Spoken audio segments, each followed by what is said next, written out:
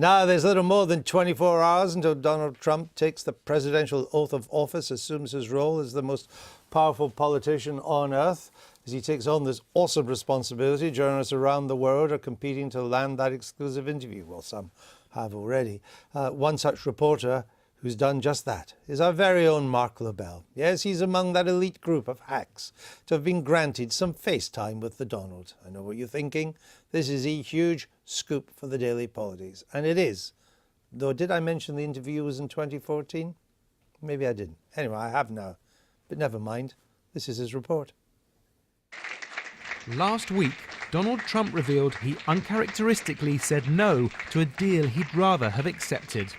Over the weekend, I was offered $2 billion to do a deal in Dubai with a very, very, very amazing man, a great, great developer from the Middle East, Hussein Damak, a friend of mine, great guy.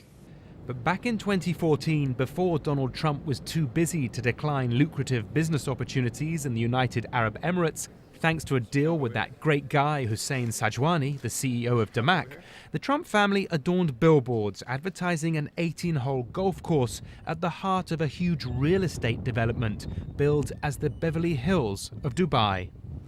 Well, Donald Trump drew us all here to look at what he called his vision on an empty piece of land and to find out how it was going.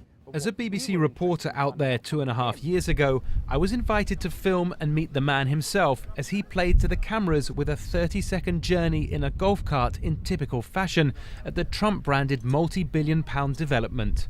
When we sat down together, I was keen to find out how much the billionaire had personally invested in Dubai after it had bounced back from a devastating financial crash 5 years earlier. I don't talk about how much I invest, but I believe in Dubai, and it's something certainly I would be very happy to invest in. Can you give us an indication of whether you're dipping your toe in, whether it's your arm, whether it's kind of half your body, something like that? Well, if you think about it, I have my name at stake also, and it's a very big stake. Whoa, right down the middle. Yeah, baby. Right down the middle. After inaugurating this hole on his half-finished golf course in the middle of the desert, the impressively handicapped soon-to-be septuagenarian was so proud of his shot, he wanted the ball framed. So he asked his aide Larry to search through the surrounding sand and find it. We should get that ball, Larry, and frame it. We should get that ball. I got it. Frame it. Can we maybe the club and the ball, we put it in the clubhouse? But after all this glitz and glamour, Donald Trump was served up a curveball by a reporter from Vice News at the press conference. He sidestepped allegations that workers on this development were paid less than $200 a month. So I thought I'd try asking about it, but I too ran into problems.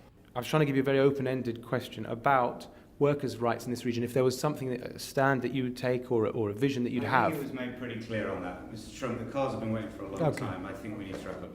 Okay, well, my last question is about Dubai. Do you not want to answer? I don't mind answering. Let me answer a couple, and we'll be done with it. I don't care. It doesn't matter to me. Go ahead. So what's your question? Well, it's a big issue. I mean, I'm not making this up. I'm not pulling this out of their hat. I mean, this is something that everyone would want to ask the top businessman like yourself.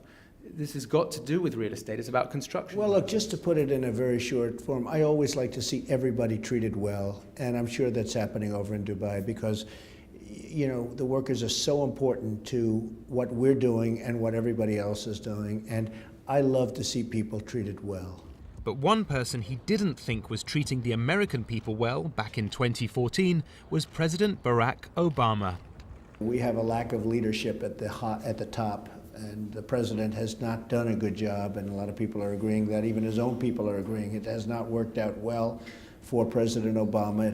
Looking back, perhaps this was his first pitch for the job. The good news is we have tremendous potential, and with the right leader, this country can turn around so quickly it'll be unbelievable. So I think that will happen. I think eventually we'll get the right person. You don't want it to go too far down, but eventually I think we'll get the right person, and when we do, it'll all straighten out. America's next president still talks about himself in the third person. Perhaps in front of our very eyes 2.5 years ago, he was doing just that. And here's a picture of our very own Mark Lobel with Donald Trump at that interview. And I think that's Ivanka Trump, I think, with them too. And as you notice, Mark is not doing the thumbs up sign quite rightly, unlike some reporters who did. No names. Proper professionalism there for Mr. Lobel as a journalist. Donald Trump wants massive unfunded tax cuts, huge infrastructure program, all of which will increase the deficit enormously, and is threatening protectionist tariffs. None of that's on your agenda. Well, I fear that he's shifting from monetary stimulus to fiscal stimulus. He is. I personally, if I was advising, and I'm not, I would say that that's unwise. The American state should learn to live within its means. And if it doesn't do that, it will go the way of all states that have lived beyond their means. But look, Congress, and the beauty of the American system is the separation of powers. Congress is going to have a say in this. Indeed. And I suspect Trump's biggest obstacle and restraint will be Republican-appointed judges on the Hill as well. And the Senate. All right. We shall see. The 1 o'clock news is starting over on BBC One now. I'll be on BBC One tonight with Michael Portillo, Jess Phillips, Quentin Letts, Anthony Selden and Polish politician Rado Sikorski from 11:45 onwards. And then I'll be back here tomorrow at noon. Do join me. Bye-bye.